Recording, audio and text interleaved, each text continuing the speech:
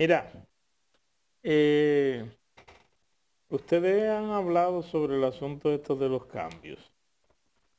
Antes de comenzar el programa Tras Bastidores, hablábamos sobre el asunto de la declaración del presidente Luis Abinader diciendo que los aumentos de salarios en diferentes instituciones del Estado era una imprudencia de los titulares de esas dependencias. Y el problema es que después que se desató el aumento que se hizo el superintendente de electricidad, han comenzado a salir aumentos en diferentes instituciones.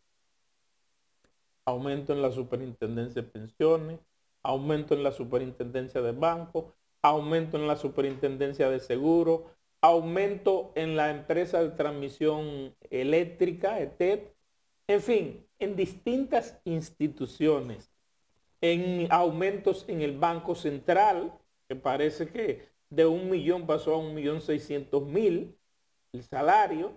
Entonces, el presidente incluso en sus declaraciones dijo que en la próxima reunión del Consejo Económico y Social, ese va a ser un tema que se va a llevar a discusión porque hay que poner algún control.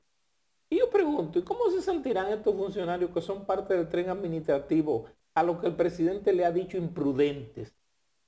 ¿Cómo se siente usted cuando le dicen imprudente por una acción donde usted ve que el país está sumido en un clima donde la inflación y los altos precios están a la orden del día? Y usted no puede vivir con 1 millón ni 500.000, sino que tiene que aumentarse 100.000, 150.000, 200.000. Entonces, yo creo que esto que le acaba de señalar el presidente, que tiene cierta contradicción con lo que manifestó la vicepresidenta, en el sentido de que cada funcionario en su institución debe saber lo que debe hacer. Bueno, si vamos a dejar que cada funcionario haga lo que le dé la gana en su institución, pues cada quien pensará que tiene una casita que es de su propiedad y que puede hacer en esa casita de su propiedad lo que le dé la gana. Entonces, es prudente. Lo que es prudente es lo que acaba de decirle el presidente Abinader. El presidente Abinader aclaró bastante bien. A nivel de los secretarios de Estado y de los vicesecretarios, no ha habido aumento en la administración pública porque el dinero se ha manejado de una manera correcta y nadie se ha permitido que se aumente nada. Ahora, ¿le están haciendo bien estos funcionarios a su gobierno o al gobierno que lo designó? ¿O están honrando la palabra que le dio el presidente Abinader y la confianza? No, no la están honrando. Lo que están es sencillamente beneficiándose lo más que pueden de los cargos a lo que lo llevó el presidente Abinader para que administraran bien. Entonces, yo creo que en este caso, es un asunto que deben tomarlo como lección, lo que todavía no se han aumentado y que deben mantenerlo. Porque, señores, por Dios, aquí hay gente que se está muriendo de hambre, aquí hay gente que tiene pensiones todavía pensiones, desde la época de Trujillo y de Balaguer y de los gobiernos posteriores, de 5, 6.000, 7.000, 8.000, 9.000 y 10.000 pesos. Tú sabes que en relación a eso, la vicepresidenta, en realidad, su reacción fue ante la pregunta de los periodistas. Ella dijo, hay que preguntarle a cada funcionario. Y cuando ella decía que debe saber lo que hay que hacer es en base a las normativas. Pero fíjense una cosa interesante con esto de los salarios. Una de las decisiones más lamentables que tuvo el Partido de la Liberación Dominicana cuando comenzó a gobernar fue que el presidente Fernández se dejó convencer de que llevaran a los ministros a 50.000 pesos. Y él se llevó a 90.000. Sí, que se aumentaron. Porque Balaguer tenía 3.000 pesos de sueldo y él lo llevó a 90.000. Ok, entonces esa fue una decisión que le creó al gobierno una impopularidad enorme. ¿Qué pasa? Todo el mundo conoce al presidente Balaguer, cómo era el presidente. Bueno, tú decías, tenía austero, 3.000 pesos. En una entrevista que le hizo un periodista mexicano una vez aquí, que él le dijo sus ingresos, y le dijo, ¿cómo? ¿Y usted vive con eso? Sí, yo soy frugal, le dice. Pues hoy una experiencia interesante que tuvo el presidente Balaguer o hubo con el presidente Balaguer. Cuando el presidente Balaguer designó a Luis Toral, que anda ahí, está ahora en la Fuerza del Pueblo. Tuvimos aquí, lo entrevistamos. Secretario administrativo de la presidencia. Hubo un movimiento en el gobierno convenciendo al presidente Balaguer que había que hacer como un ajuste en el salario, los salarios de los funcionarios. Y Balaguer estaba resistido, estaba ahí que le escuchaba, no, que no, aguante. Finalmente le insistieron mucho y el presidente aceptó hacer un ajustico en los salarios. Cuando Toral entra con su carpeta, con sus cosas, el presidente le da luz verde para hacerlo. Cuando Toral da la espalda que se va, Balaguer le dice, mire, y Toral se ve, mi salario se queda igual. Y mantuvo su salario con sus 3.000 pesos, a pesar de que estaba disponiendo a hacerlo. Porque estas cosas irritan mucho a la opinión pública nacional. ¿Por qué? Miren por qué. No solo irritan, le hacen daño a los gobiernos. Sí, pero mira por qué. En un país donde la inflación, por ejemplo, cuando las cosas suben, toca lo esencial, lo que la gente pone en la mesa, ¿verdad? Que es la propia subsistencia. Y una persona en un barrio, oye, que tú ganas 400.000, 500.000, 1.600.000. Eso es una cosa de loco. Es decir, porque él no tiene idea, ¿no?, que son 500, 400.000 pesos. Entonces, yo creo que aquí un país tiene que vivir más o menos en la manera en que se vive. Se ha dicho, yo he escuchado mucho este argumento, que se han subido los salarios porque los salarios hay que evitar para que no haya corrupción y que los salarios tienen que ganar igual que los funcionarios financieros de los bancos y la que sé yo cuánto.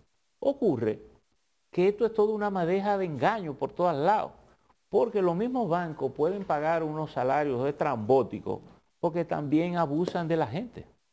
Les roban a la gente. Correcto. Les roban a la gente. Entonces, fíjense cómo una cosa conduce a la otra. Yo digo, bueno, la ganancia es legítima, el asunto es legítimo, pero también es muy legítimo y necesario que una sociedad viva con cierta equidad. Por ejemplo, y yo lo decía ahora, el Estado acaba de llevar la tasa de interés a 7.75%.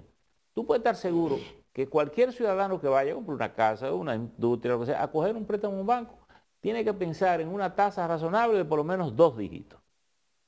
Si voy a buscar prestado, ahora. Entonces no va a encontrar una tasa de menor de 2 dígitos. Sí, de 2 dígitos, es decir, sobre 10, 12, 11, 12. Cuando hacen alguna feria inmobiliaria, te la pueden, tal vez por un tiempecito, sí, pero para bajártela menos de 2 dígitos. Está bien, pero eso son formas estratégicas para atraer a la gente. Cuando tú lo tienes agarrado, después tú se las subes. Sí. Pero esas son estrategias para ganar cuentas. Lo que te estoy diciendo es, la banca opera en estas circunstancias con dejaciones. Ahora, tú tienes tu certificado en el banco y eso no sube automáticamente, eso se queda así. No. Tú lo tienes que reclamarlo, patalearlo, y si te hacen caso, posible que te le pongan una cosita. Porque yo te digo una cosa, ¿por qué si el sistema dice que la tasa yo la subo a 7.75 y el banco, cada banco la sube a la tasa que quiera? Porque yo voy al banco, el banco me dice 10%, el otro me dice 12%, el otro me dice 11.5%. ¿Por qué no me dicen a cómo debe estar la tasa y a cómo el banco tiene que automáticamente pagarle a los que tienen su certificado? Ese es un tema de equidad, porque si tú nada más me subes la tasa activa en la que yo voy a buscar mis préstamos, aún yo teniendo un certificado, yo no me beneficio del incremento de la tasa. Entonces, no es verdad que los altos salarios reducen el tema de la corrupción, porque si fuese así, habría menos corrupción cada vez en el Estado. Y lo que tú te das cuenta es que el presidente, que tiene en su discurso un lenguaje de transparencia, tiene muchísima resistencia en los funcionarios públicos, en sus propios compañeros, sectores militares y todo, que no quieren transparencia, porque están calculando con lo que hay. Todo el mundo quiere unos puestos, nadie está conforme con lo que le dan.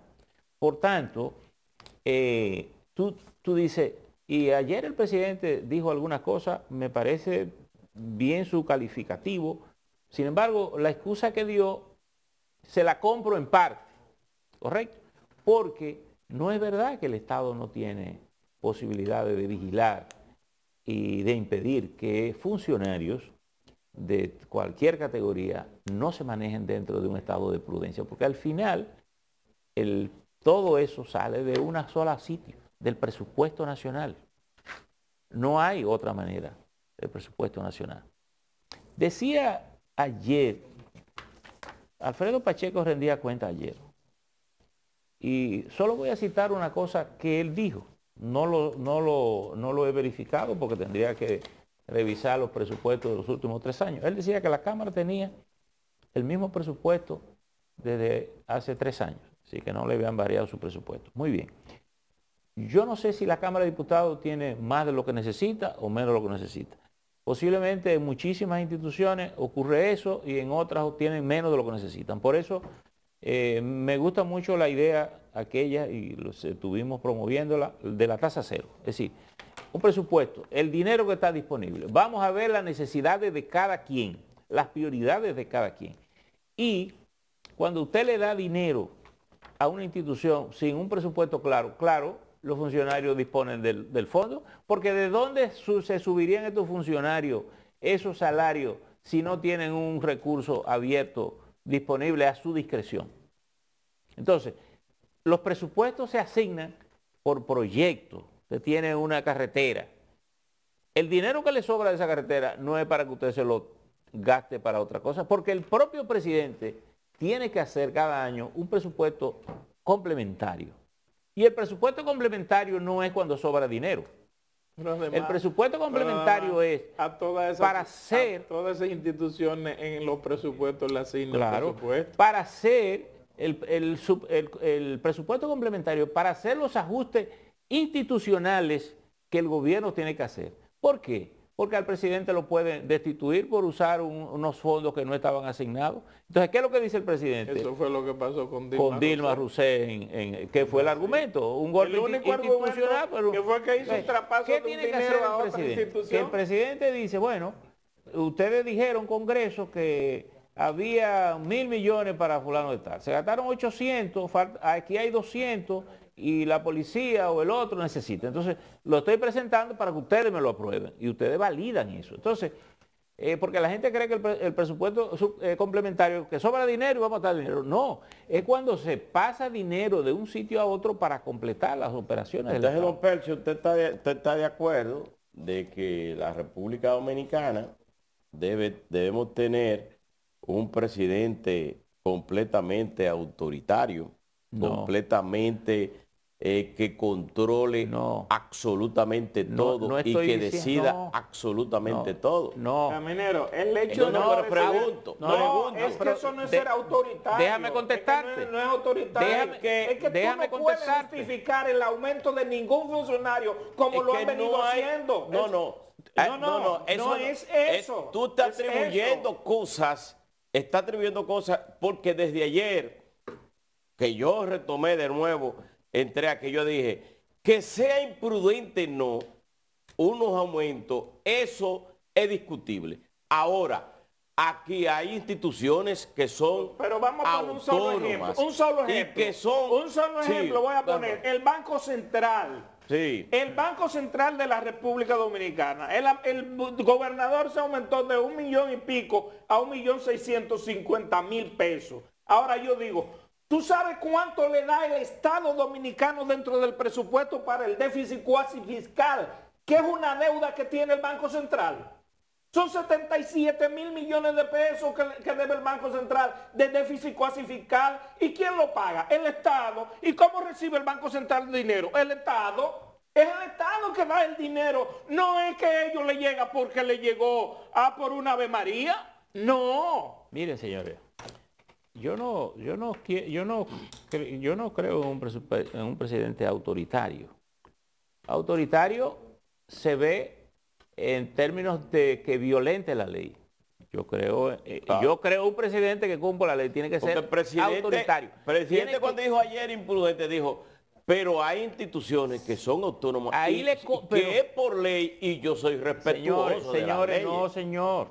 No hay ninguna institución que no esté en alcance bajo la jurisdicción. Mire, La Universidad Autónoma de Santo Domingo, esa que está ahí, que es la más autónoma de todas. Dice que hay que darle un 5%. Porque esa, incluso hasta por razones políticas, le dejamos esa isla de poder como a la izquierda y que se gobernara mientras gobernaba. Esa institución no puede alegar que no puede ser auditada, vigilada. Lo que pasa es que los gobiernos no lo hacen. Entonces un gobierno que disponga que eso se audite y se ponga patas arriba, ¿tú crees que es autoritario? Está cumpliendo con su misión.